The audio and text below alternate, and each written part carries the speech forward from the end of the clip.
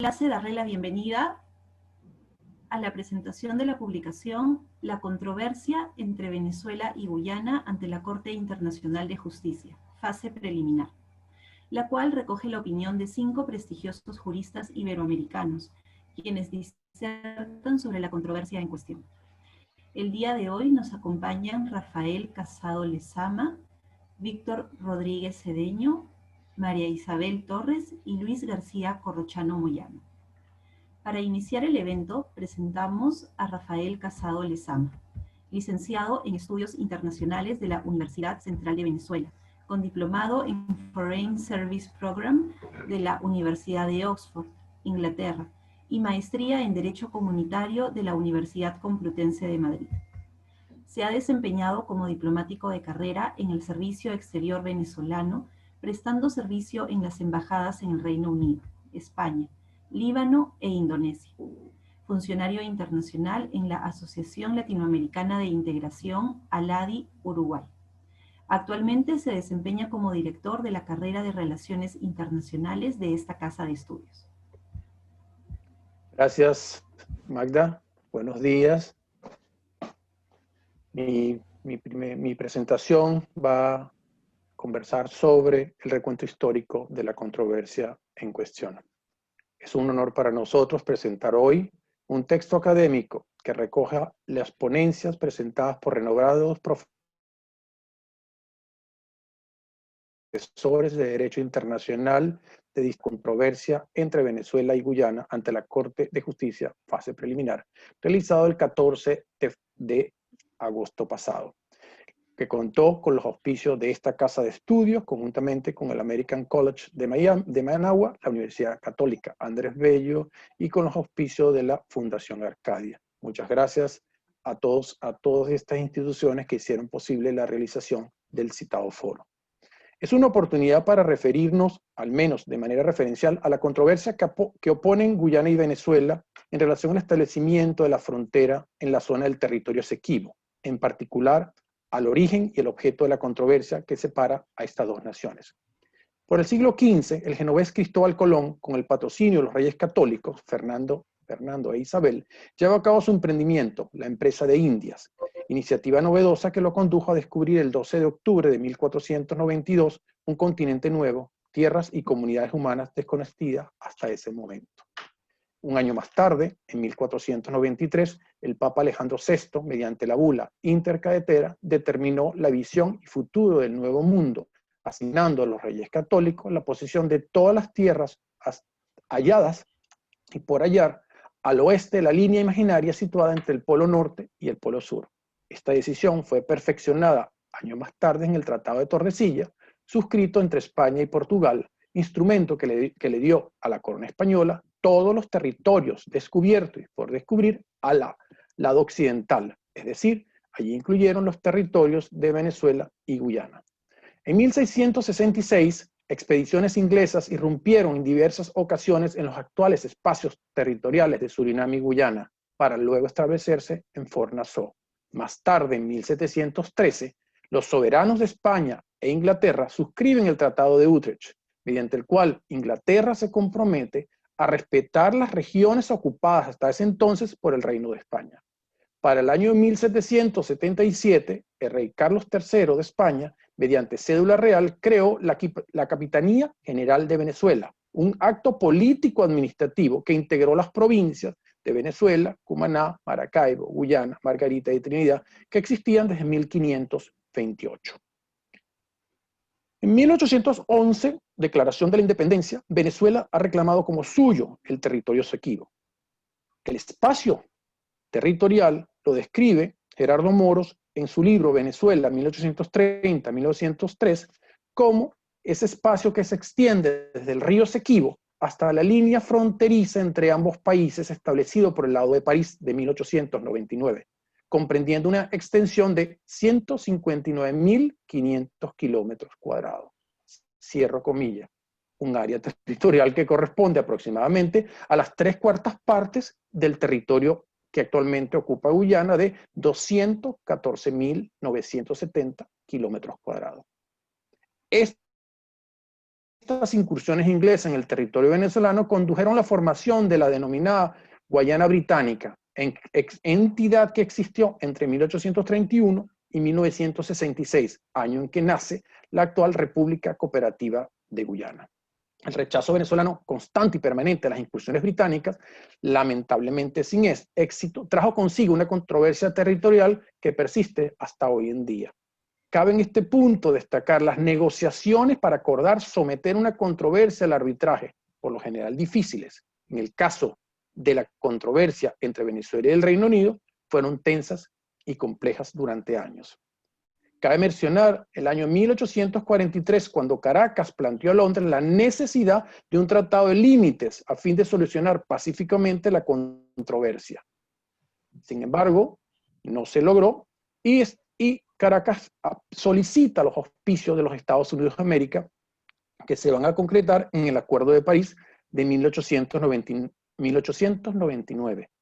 Un tribunal arbitral decide el destino de los 159.000 kilómetros, asignándoselo a Gran Bretaña. El tema retoma la agenda pública venezolana años más tarde, cuando uno de los abogados en el arbitraje, el árbitro Severo Mallet-Prevost, en 1949, comenta que el arbitraje careció de total legalidad, por cuanto los jueces británicos habían pactado con el juez ruso una decisión favorable a Gran Bretaña. Este anuncio ofreció la base jurídica para que en 1962 Venezuela reafirmara su reclamación, que nuevamente lo había hecho en décadas anteriores en otros foros como la OEA, pero en este caso lo presenta ante la Asamblea General de la Organización de las Naciones Unidas, donde denuncia el laudo de invalidez y vicio y reafirma la decisión del gobierno nacional venezolano de recuperar el territorio esequibo. Entre los años 63 y 1965 tienen lugar conversaciones en Londres entre los gobiernos de Venezuela, Gran Bretaña y representantes de la antigua Guayana Británica que concluyeron en el Acuerdo de Ginebra de 1966. Este instrumento jurídico establece el compromiso para encontrar una solución práctica, pacífica y satisfactoria entre las partes con respecto a la controversia. La importancia y significado para Venezuela de la suscripción del Acuerdo de Ginebra es, si bien no lo invalida, constituye el reconocimiento internacional de la inconformidad de Venezuela sobre la decisión arbitral, así como el propósito de mantener su reclamación territorial.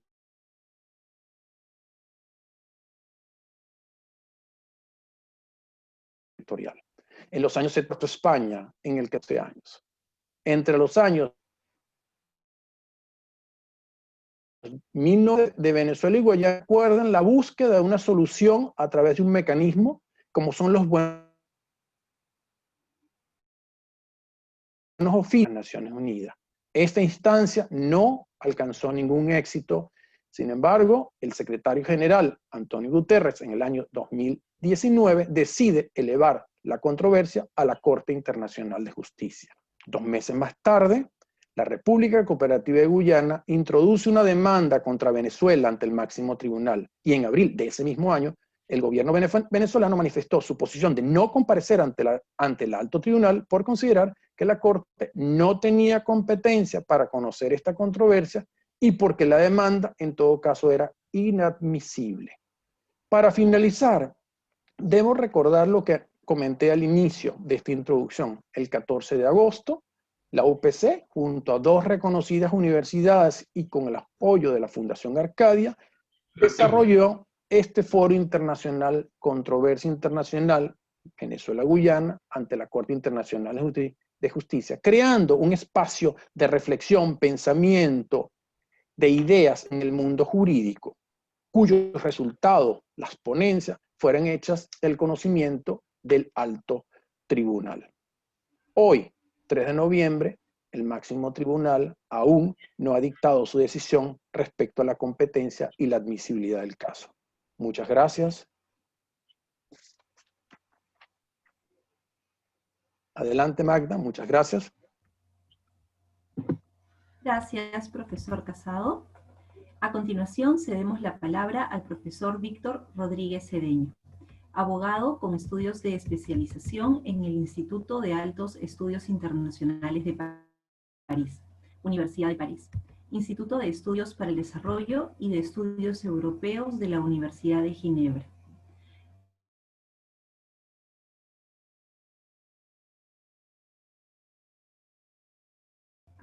Ha sido miembro, embajador de carrera del rector de Tratados Internacionales del Ministerio de Relaciones Exteriores y docente de Derecho Internacional.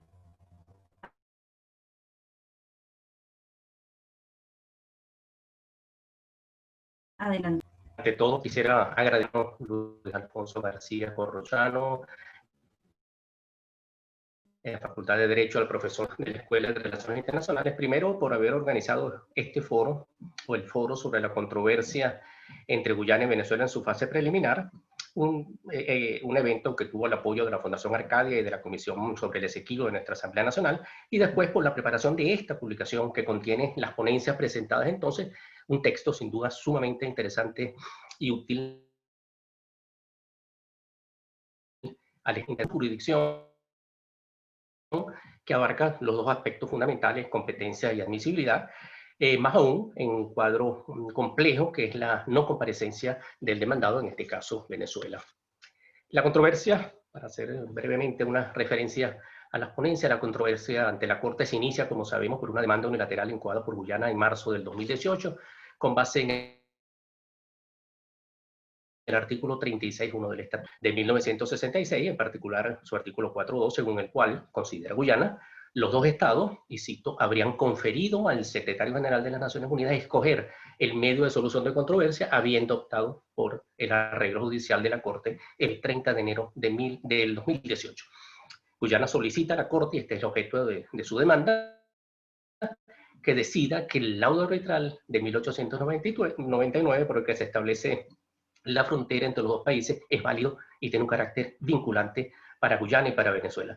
El objeto de la demanda, evidentemente, y lo observamos en las ponencias, difiere del objeto del Acuerdo de Ginebra, que se refiere a la controversia territorial que habían reconocido las partes después del proceso de negociaciones en Londres, que conduce al Acuerdo de Ginebra y que había surgido pues tras la afirmación por Venezuela de que el laudo arbitral era nulo e irrito.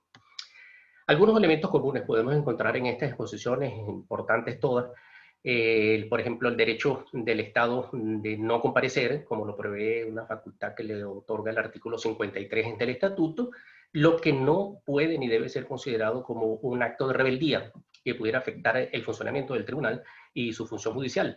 Y por otro lado, la obligación de la Corte de cerciorarse en base a los hechos y al derecho que es competente y que la demanda es admisible. Antes de conocer el fondo de la controversia, es cierto que la Corte no reconoce la figura de la amicus curiae, aceptada en otras instancias, especialmente, como sabemos, en tribunales y cortes de derechos humanos, órganos de derechos humanos, pero la Corte está definitivamente obligada, tiene el deber, la responsabilidad, como lo dicen sus reglas de funcionamiento, reiteradas y desarrolladas en varias de sus decisiones, a considerar toda la información disponible de distinta proveniencia para cerciorarse que es competente y que la demanda es admisible, por lo que este material que estamos viendo hoy aquí nosotros, producción de la universidad, si bien no tiene un valor procesal formal, puede constituir sin duda una fuente de información válida complementaria a la enviada por el Estado venezolano extraprocesalmente para que la Corte pueda ejercer de la mejor manera su función judicial.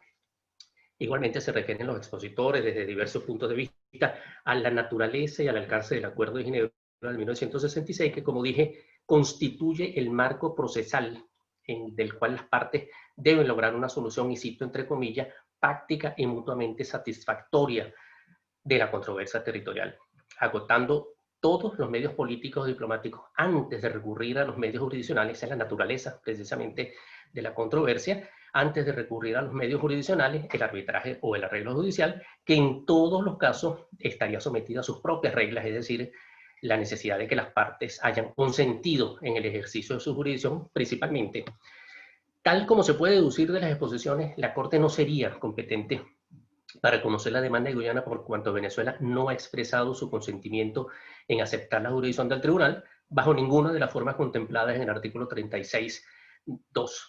En el artículo 36 del Estatuto no lo ha hecho, no ha hecho la declaración unilateral prevista en el parágrafo 2 del artículo 36, convención anterior, y mucho menos al suscribir el Acuerdo de Ginebra de 1966, como lo ha pretendido Guyana. Tampoco ha aceptado Venezuela la jurisdicción del tribunal mediante actos concluyentes de los que pudiera inferirse tal aceptación. La Corte ha sido muy clara, y su predecesora, la Corte Permanente, en afirmar que la jurisdicción de la Corte reposa únicamente en la voluntad de las partes, en el consentimiento expresado en forma clara e inequívoca, aunque la forma, como ella misma lo ha dicho, no sea determinante. Ha sido una jurisprudencia clara y firme, reiterada en numerosas decisiones. La demanda de Guyana se basa en el Acuerdo de 1966 y en la remisión que en ese contexto hace el secretario general de las Naciones Unidas, quien había venido actuando, como dijo hace poco el profesor Casado, hasta ahora como buen oficiante. Pero es claro, como lo afirman algunos de los expositores, que el secretario general no tenía la facultad de someter, entre comillas, a la Corte la controversia. Eso sustituiría el consentimiento que tendría que expresar Venezuela y que, como dijimos, nunca ha hecho. Más que una sumisión, el envío de la controversia a la Corte por el secretario debe considerarse como una sugerencia que las partes pueden o no rechazar, pues sus recomendaciones no son decisiones, no serían vinculantes, lo que es propio en el marco de los mecanismos políticos, que no, las conclusiones a las que llega son más recomendaciones y no decisiones. El acto unilateral del secretario general no sería válido, en nuestra opinión, ni podría en consecuencia surtir efectos jurídicos, pues simplemente no había sido autorizado para ello, lo que se desprende de la interpretación amplia del texto a la que se refieren los expositores y de los trabajos preparatorios, los actos y declaraciones ulteriores de las partes, de la voluntad de las partes de Venezuela en particular, como lo destacan pues, los panelistas lo destacaron en su oportunidad. Además de que la Corte no tendría competencia para conocer la demanda de Guyana, la misma sería inadmisible, que es la segunda fase, la segunda cuestión que se plantea en el marco de la jurisdicción, toda vez que la judicialización de la controversia colide abiertamente con lo acordado en Ginebra en 1966, cuando las partes se comprometen a encontrar una solución, repito, entre comillas, práctica y mutuamente satisfactoria, cierro comillas, en relación con la controversia territorial a la que se refiere el acuerdo, imposible de lograr en el marco de un proceso judicial. Además, como dije antes, debían agotarse los procedimientos políticos previstos en el artículo 33. Las ponencias presentadas en esa oportunidad y que tenemos ahora en esta publicación son, a nuestro juicio, y estamos seguros, una contribución importante al estudio de este caso, de esta controversia, que la Corte seguramente considerará en sus deliberaciones y al momento de adoptar una decisión en esta fase preliminar. El estudio de estos temas desde un punto de vista estrictamente académico, motivado, como lo ha hecho por la Universidad Peruana de Ciencias Aplicadas, marca una pauta importante en el examen de estos temas jurídicos internacionales. Este esfuerzo, que estoy seguro no será el único, ni será el último tampoco, une a profesores y a universidades iberoamericanas en favor de algo en lo que estamos comprometidos todos, de la enseñanza y de la difusión del derecho internacional. De nuevo, yo felicito a las autoridades de la universidad por esta iniciativa y por su aporte al estudio en este contexto de la jurisdicción internacional. Muchísimas gracias.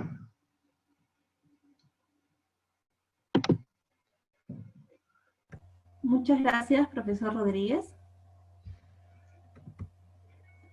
A continuación, presentamos a la profesora María Isabel Torres, titular de Derecho Internacional Público y Relaciones Internacionales en la Universidad de Málaga. Ha colaborado en la Comisión de Derecho Internacional de Naciones Unidas junto con Víctor Rodríguez Cedeño en el tema Actos Unilaterales de los Estados. Se ha desempeñado como directora de la revista Spanish Yearbook of International Law.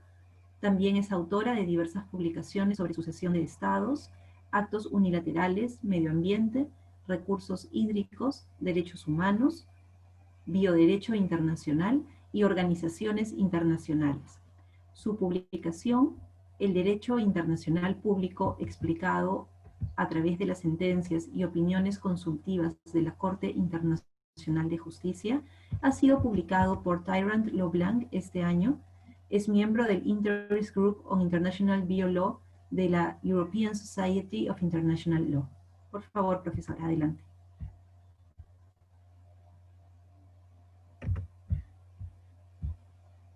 ¿Micrófono? ¿Puede encender su micrófono, por favor, profesora?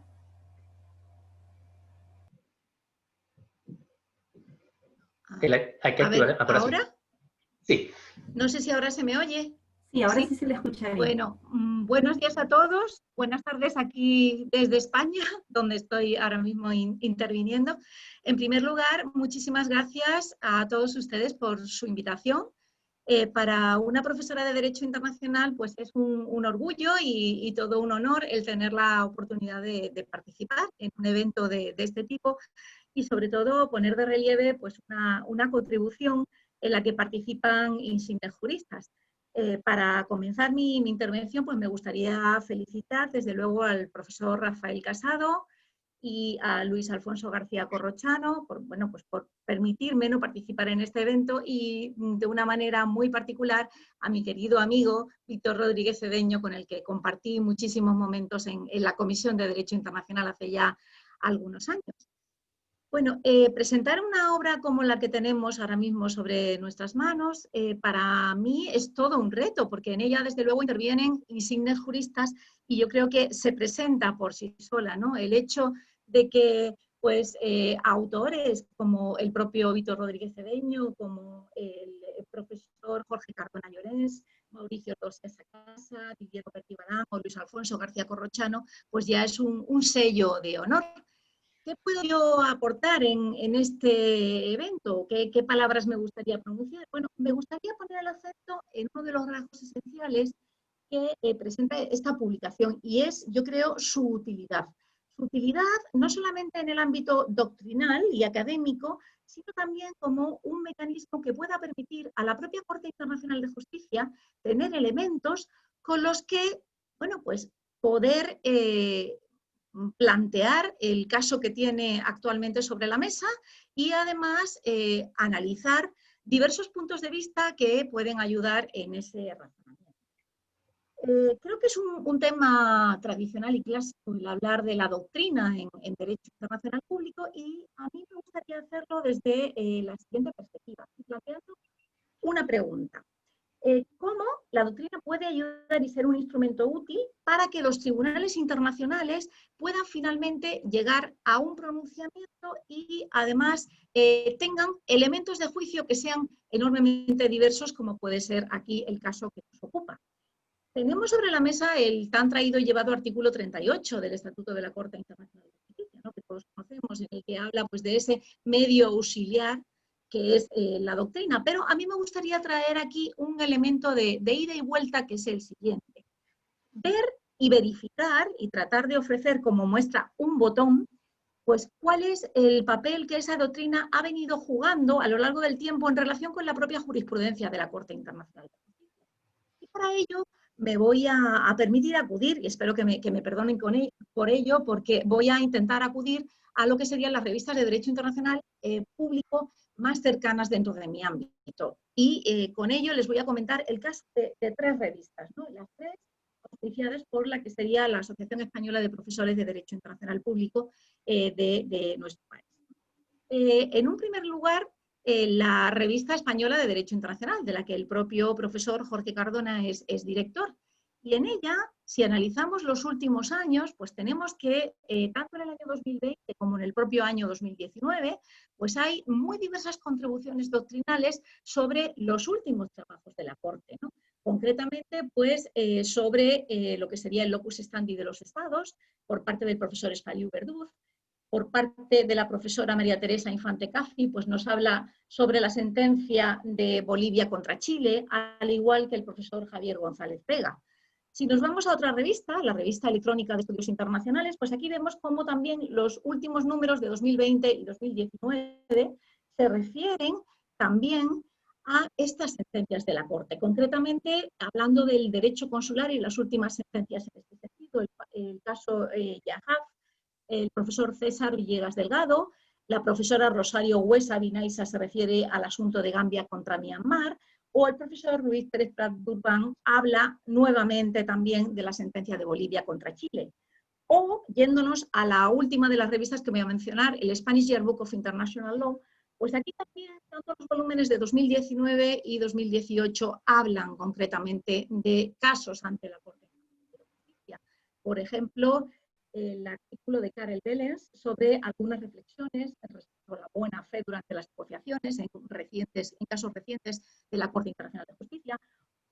Y aquí tenemos el doble sombrero de académico y a su vez también juez de la Corte Internacional de Justicia, y esto va a ser muy relevante y debe ponerse de relieve. El caso del artículo de Antonio Augusto Cansado Trindade sobre la educación, la universalidad y el humanismo y la persona humana y la misión de los tribunales internacionales. ¿Dónde quiero ir yo con todo esto? Bueno, pues les quiero llevar a una idea que creo que es clave. La doctrina puede jugar, y de hecho juega un papel enormemente relevante respecto a el planteamiento, el estudio y la determinación que analiza las propias sentencias de la Corte, pero que también puede ayudar a que los propios jueces de la Corte Internacional de Justicia tengan en cuenta sus planteamientos. Este es el caso concretamente del libro que nos ocupa, donde con este trabajo se puede realizar una función de algo así como, y perdónenme esta expresión porque en realidad no existe, una especie de amicus curiae en la sombra, porque todos conocemos que no existe la posibilidad del amicus curiae ante la Corte Internacional de Justicia. Pero, sin embargo, el poner de relieve cuál es ese posicionamiento por parte de insignes juristas respecto a este caso que aquí nos ocupa, de Guyana contra Venezuela, pues es un elemento, yo creo que primordial. La idea que les he comentado de la doctrina también es de ida y vuelta. ¿En qué sentido? Pues porque si nosotros ahora nos vamos a analizar las últimas decisiones de la Corte Internacional de Justicia, por ejemplo, alguna de sus últimas sentencias, o alguna de sus últimas opiniones consultivas, pues aquí nos vamos a dar cuenta también de cómo los jueces de la Corte Internacional de Justicia cada vez más acuden a la doctrina para poner de relieve cuál es su pensamiento. Esto lo vemos muy claramente, por ejemplo, en las opiniones individuales, en las opiniones disidentes y también en las declaraciones. Simplemente un dato, por ejemplo, en la última de las sentencias, la más reciente, de julio de 2020, pues aquí tenemos, desde luego, una visión muy académica y que cita numerosos autores, como es la opinión individual de Cansado Trindade o también la declaración del juez Gevorgian. Y cómo no, si nos vamos a la última de las opiniones consultivas que la Corte ha resuelto, ¿no? Entre otras, pues tendríamos las consecuencias jurídicas de la separación de Chagos de Mauricio. Y ahí, en la opinión individual, el juez Cansado Trindade acude, desde luego, a insignes maestros que, bueno, pues me resisto a no como serían el profesor Carrillo Salcedo, Antonio Cassese o Trujillo Serra, entre muchos otros. Por supuesto, otras muchas opiniones individuales, como la de la juez Julia Septite o del juez Robinson, pues también plantean esa relevancia que la doctrina tiene para poder ayudar a realizar los planteamientos y todo lo que sería la resolución del caso controvertido que la Corte tiene entre sus manos. Y con esto concluyo, ¿no? Cerrando el círculo, es decir, la obra que tenemos hoy ante nosotros, desde luego tiene una enorme ventaja. Está redactada además en 2 idiomas, en español y en inglés, con lo cual se debe poner en mano. Ahora mismo tenemos un momento crucial en el que esta cuestión pues va a ser resuelta, ¿no? La cuestión de la competencia en el caso controvertido. Así que vamos todos a ello, ¿no? Esa sería un poco mi conclusión, ¿no? El poner de relieve ese valor que la doctrina puede llegar a tener para ayudar también a los jueces a adoptar sus pronunciamientos. Muchísimas gracias y nada, un placer y un honor participar en este evento. Muchas gracias. Gracias, profesora Torres. Ahora es el turno del profesor Luis García Corrochano Moyano, abogado por la Universidad de Lima, titulado con la tesis El Estado en el pensamiento de José de la Riva Agüero y Osma, aprobada con mención summa cum laude. Él es máster en Derecho Internacional por la Universidad Complutense de Madrid. Se desempeña desde agosto de 2014 como decano de la Facultad de Derecho de la Universidad Peruana de Ciencias Aplicadas, UPC, además de presidir el Comité Jurídico Interamericano de la Organización de Estados Americanos. Adelante. Muchas gracias, Magda. Buenos días y buenas tardes con todos. Estamos en distintos usos horarios. Muchas gracias al profesor Rafael Casado, organizador de esta actividad al profesor Víctor Rodríguez Cedeño, quien tuvo la iniciativa de la publicación que hoy día estamos presentando, y a la profesora María Isabel Torres, que gentilmente nos acompaña desde Málaga. Me uno a los comentarios que han realizado tanto el embajador Rodríguez Cedeño como la profesora Torres, especialmente a las referencias que he hecho a las 3 revistas de nuestra asociación, a la que también integro. Y estamos frente a una situación poco usual, porque efectivamente, digamos, que un Estado no comparezca no tiene nada de extraño.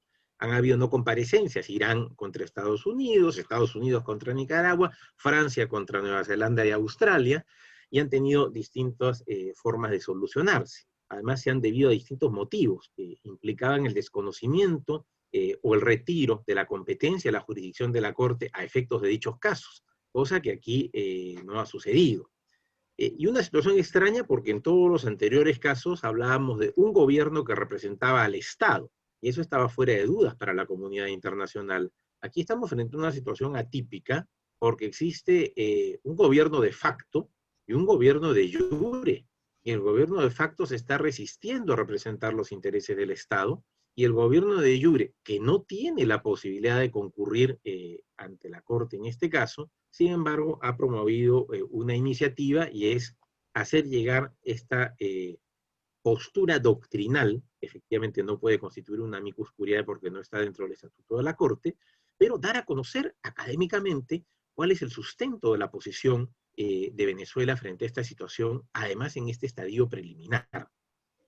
Y queda claro lo siguiente, que la demanda que presenta Guyana tiene, digamos, serias falencias respecto de su admisión, por lo cual quienes hemos participado de este trabajo académico hemos analizado cuidadosamente los fundamentos y hemos llegado al análisis siguiente.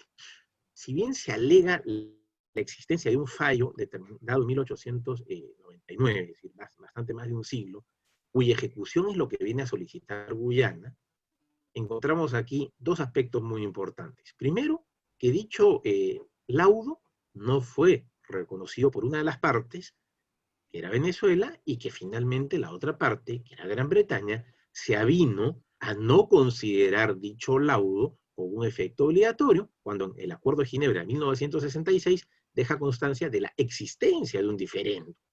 Entonces, si el fallo se supone que el laudo venía a resolver el diferendo, pero están acordando algo para la resolución de un diferendo, es porque admiten que dicho diferendo no fue solucionado por el laudo considerado viciado, considerado nulo, pronunciado con anterioridad.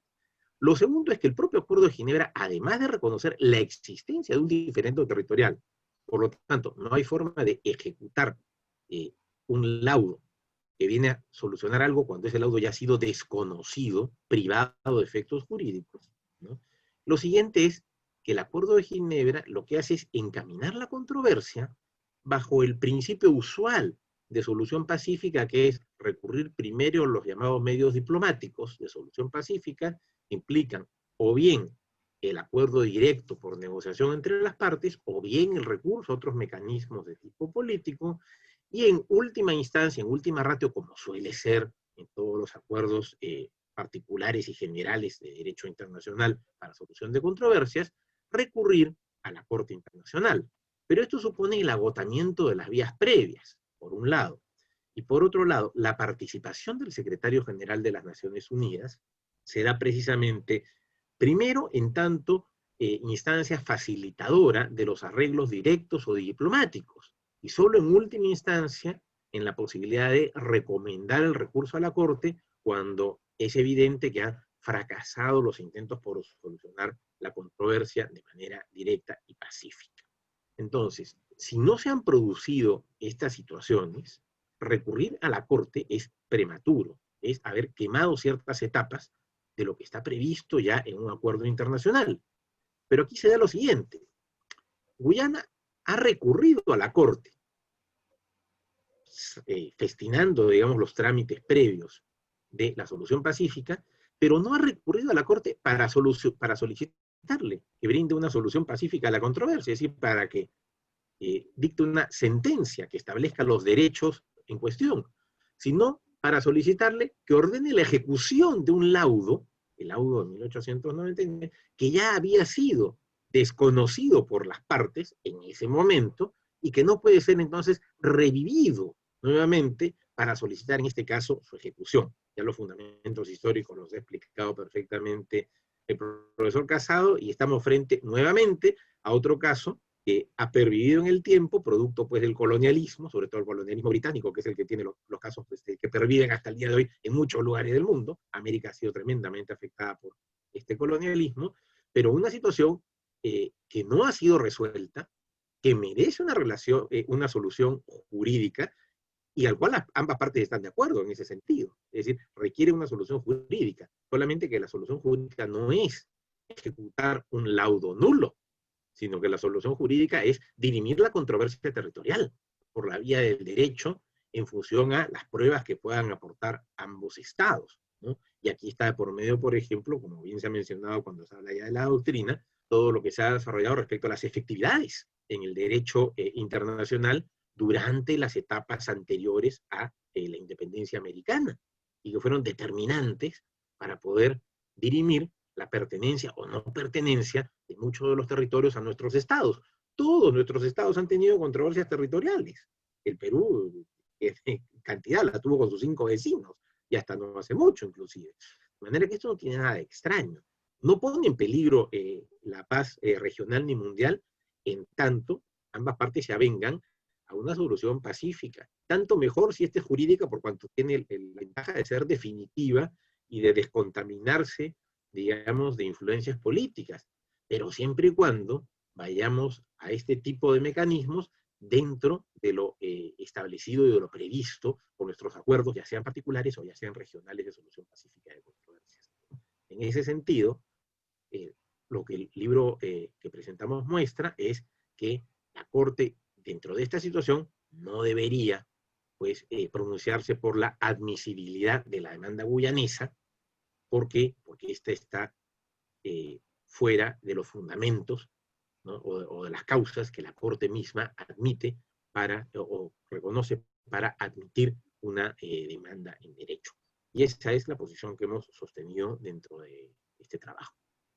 ¿Sí? Muchísimas gracias a todos ustedes los participantes y muchas gracias a los asistentes. Creo que con esto, Magda, tú tienes las palabras de cierre y abrimos un diálogo seguramente con nuestros oyentes. ¿Sí? Adelante. Muchas gracias, profesor García Corrochano. Efectivamente, a continuación se abre un espacio para preguntas y respuestas del público. Muchas gracias, Magda.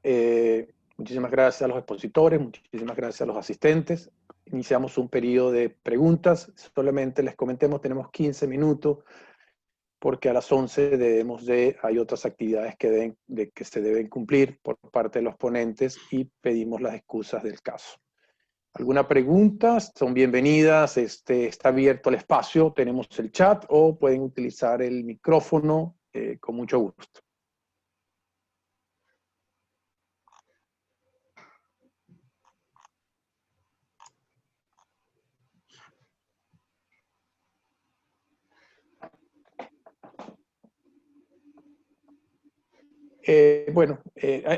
Hay que romper el frío y tengo una reflexión que la vez pasada la hice con Víctor y quiero compartir con ustedes, y es, entiendo que ya la Corte debió haberse pronunciado sobre este caso. Existen unos lapsos.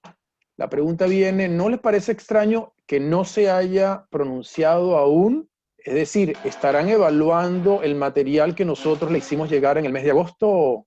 Víctor, ¿qué opinarías? Maribel, ¿qué opinaría?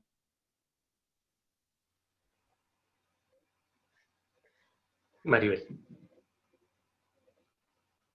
¿El micrófono? Lo tiene abierto, pero no se escucha. Lo tiene habilitado.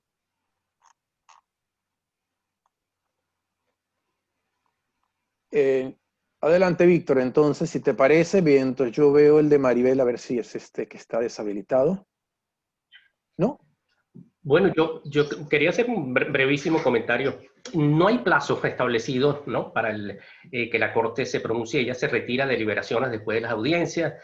Pueden pasar, en algunos casos han pasado 3, 4 meses, 6 meses, 2 meses, ha pasado un tiempo. Este año es particular, las audiencias son virtuales, el COVID-19 ha obligado a un sistema distinto de trabajo, y quizás eso haya retrasado un poco. Ahora, indudablemente que el material llegó a la Corte, se entregó en su debida oportunidad, la Secretaría lo recibió, lo pasó a la biblioteca de los jueces, de manera que los jueces lo leyeron y seguramente han considerado esta doctrina o esta parte doctrinal que nosotros hemos depositado en la Secretaría. Pero bueno, esperemos que la Corte en los próximos días debería pronunciarse si siguen más o menos los patrones extendidos esta vez por la crisis de la pandemia. Debería estar ya pronunciándose, en todo caso antes de fin de año debería haberlo hecho. Gracias, Víctor. Gracias. Maribel, intentemos ahora. ¿Está deshabilitado? No, no te escuchamos. No, lo tienes apagado ahora. Leo mientras un mensaje de la embajadora Milagros Betancourt. Quiero felicitar a la universidad por esta iniciativa y saludar a mis colegas y amigos expositores. Transmitido el mensaje.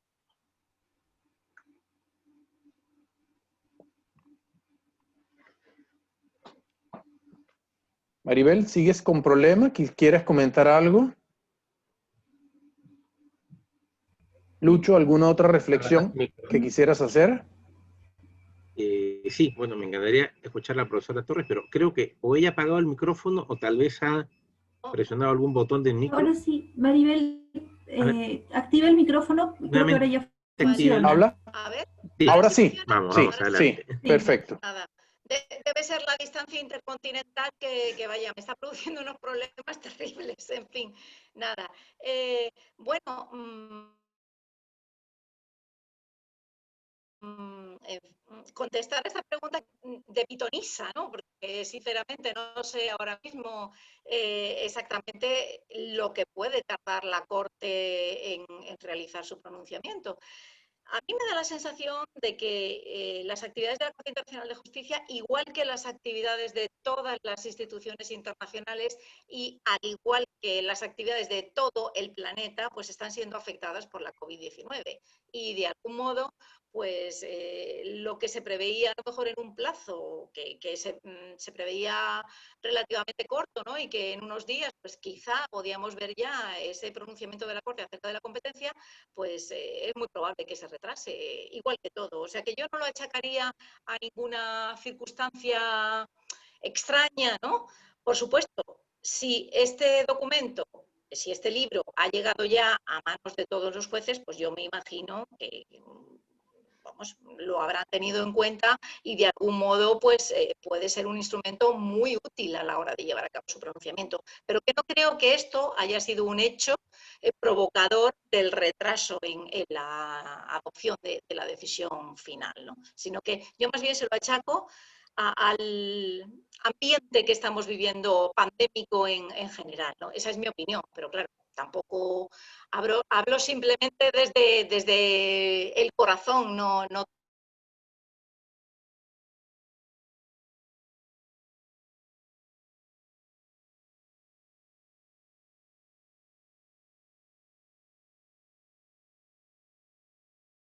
tengo ningún confianza, es que lo más pronto estamos. Gracias, Maribel. Perdón por todo el tema del micrófono y el sonido. En fin, las tecnologías tienen también esto, ¿no? Que de vez en cuando los artefactos electrónicos se vuelven contra nosotros, pero vaya. Es cierto, todo se puede vencer. Es cierto. Adelante, Lucho. Yo comparto la opinión que han expresado los profesores.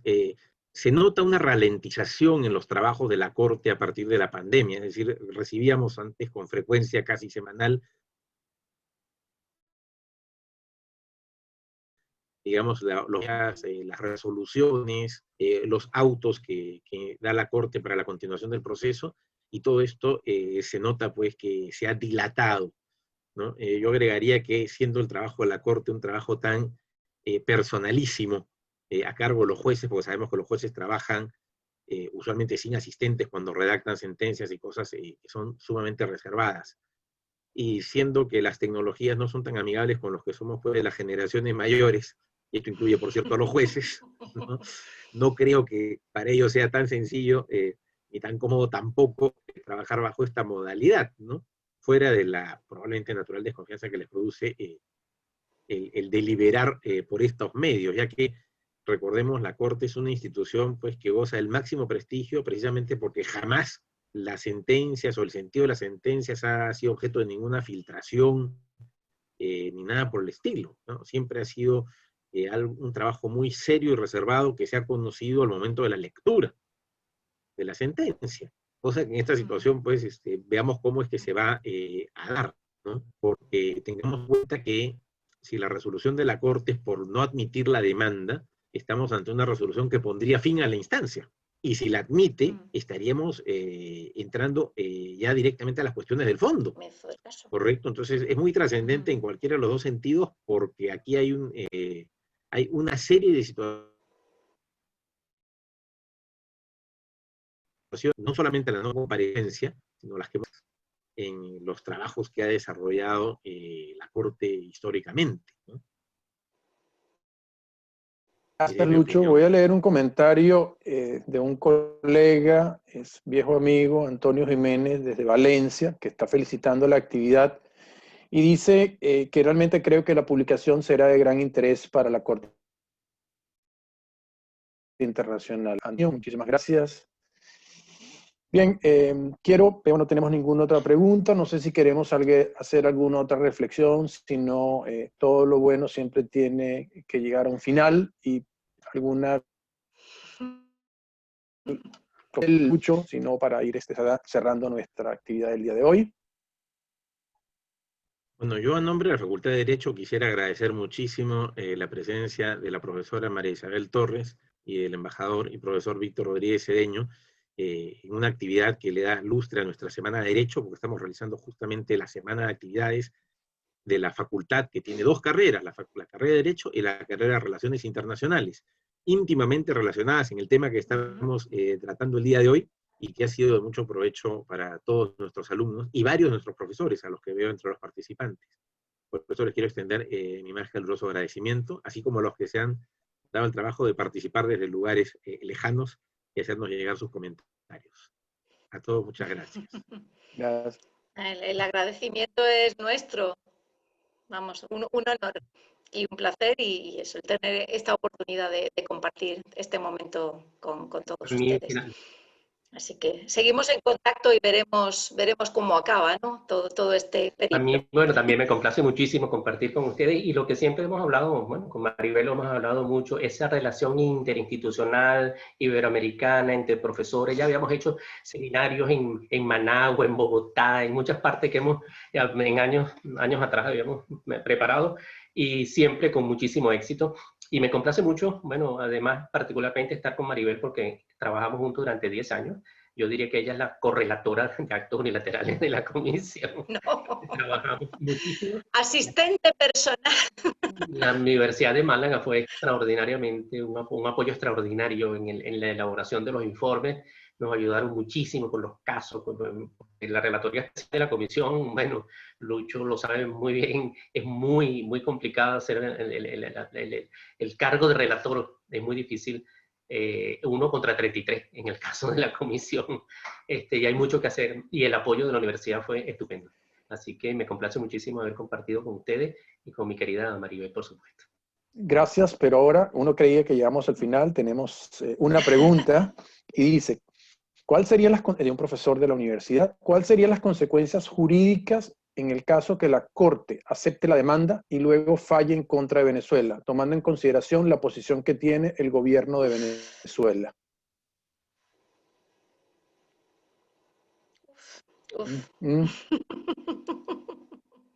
Bueno. Buena pregunta. Esto sí que es también hacer de pitonisa, ¿no? Y de...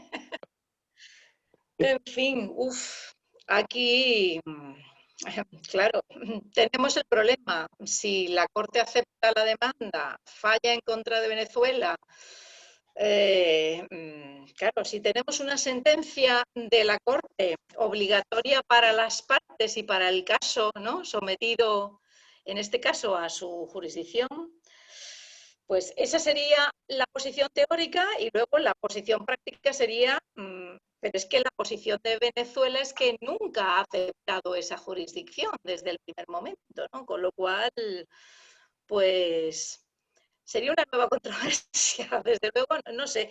Yo lo veo harto difícil y harto complicado, ¿no? El que esa situación se llegue a plantear. Desde luego, si se acepta la demanda, no sé, quizá la postura venezolana tendría que ser intentar contestar a esa demanda utilizando todos los argumentos a su alcance y mucho más, porque antes que evitar, o sea, tratando de evitar un pronunciamiento de la Corte que le fuera absolutamente contrario, ¿no? Pero bueno, no adelantemos acontecimientos. Ese quizá yo creo que sería el peor de los escenarios, ¿no? que pudiéramos tener ahora, aunque en tiempos de pandemia todo es posible, ¿no? Porque este año 2020, desde luego, nos presenta todo tipo de situaciones. Pero bueno, vamos a ver. Gracias, Maribel. Mire, son las 10:58. No sé si Víctor o Lucho rápidamente, pero por los tiempos nos están ganando.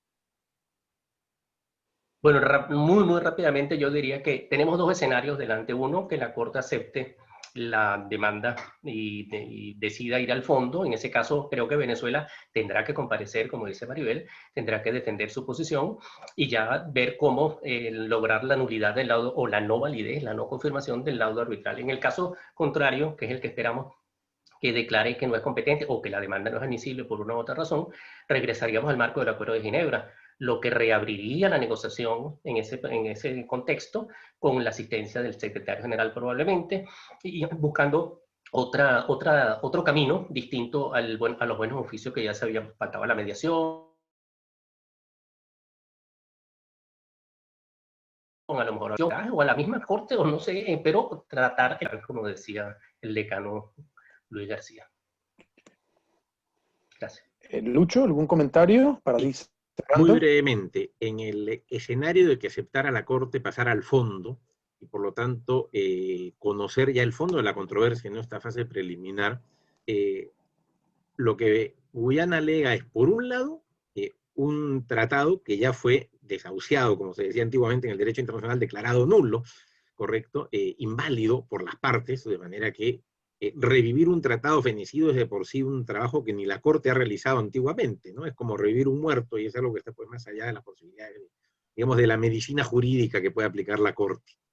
Por otro lado, sin embargo, estamos frente a una situación de statu quo, un statu quo territorial, real y existente, que es el actual, y que está cuestionado por Venezuela. Sin embargo, la posición tradicional de la Corte de no tocar lo que está quieto, de respetar los statu quo, ya fue cambiado a partir del fallo sobre la delimitación marítima en el Pacífico Sur entre el Perú y Chile, donde la Corte quebró un statu quo espacial, ¿no? Una frontera de facto, pero no de jure, que era la que Chile sostenía a través del paralelo, y la adecuó a las normas del derecho. De manera que ya tenemos un precedente en el cual la Corte no respeta un statu quo cuando el derecho internacional está por encima de una situación fáctica, aun cuando haya pasado un largo tiempo para esta situación. Se entiende que una situación territorial, por supuesto, puede tener un tiempo aún mayor que una situación de delimitación marítima, como la que tuvimos nosotros contra Chile. Pero ya existe el precedente de que el statu quo no es inamovible. Por lo tanto, si entra al fondo, tendrá que revisar entonces todos los argumentos de derecho y no dedicarse, como he dicho anteriormente, pues a tratar de resucitar un laudo que ha sido privado absolutamente de validez y que además ni siquiera ha sido ejecutado en la forma en la que se dio, porque es totalmente distinto a lo que se laudó con la situación territorial actual. Muchísimas gracias, Lucho. Muchísimas gracias, Víctor Rodríguez, Maribel, Magda, el resto de los amigos que nos han acompañado desde varios sitios del mundo. El embajador Edmundo González le manda un saludo a Víctor Rodríguez también. En fin, ha sido un placer para la carrera de Relaciones Internacionales, una carrera joven, nacida en marzo de este año, que ya el día de hoy estamos, gracias a la Facultad de Derecho, lanzando nuestra primera publicación, que fue realmente un proyecto de nuestro amigo Víctor Rodríguez. A nombre de la carrera, a nombre de la facultad, muchísimas gracias a todos ustedes. a nombre de la biblioteca y autoridades también de UPC que hicieron posible concretar esta actividad, y a todos los amigos que nos han acompañado en el día de hoy. Muchísimas gracias, cuídense mucho en momentos de la pandemia y que tengan un feliz día, una feliz tarde, y la carrera, la facultad siempre está abierta para los amigos y todos los que nos han visitado el día de hoy. Muchísimas gracias y que pasen un buen día. Profesor Casado, disculpe, quisiera solo recordarles, bueno, agradecerles en nombre de Editorial UPC y recordarles que a partir del 23 de noviembre pueden acceder a la publicación completa en el repositorio académico de la UPC. Ahí es donde va a estar esta publicación, este libro en versión digital. Muchísimas gracias, Magda, y nuevamente a las autoridades de UPC que hicieron posible en tan corto tiempo este proyecto. Feliz días, y ya pronto el libro será del conocimiento de todos ustedes. Nuevamente, muchísimas gracias, y gracias por su tiempo y habernos acompañado en el día o en la tarde de hoy para aquellos que están en el otro continente. Muchas gracias, un feliz día para todos. Gracias. Muchas gracias a todos. Hasta muy pronto. Gracias. Gracias. Gracias.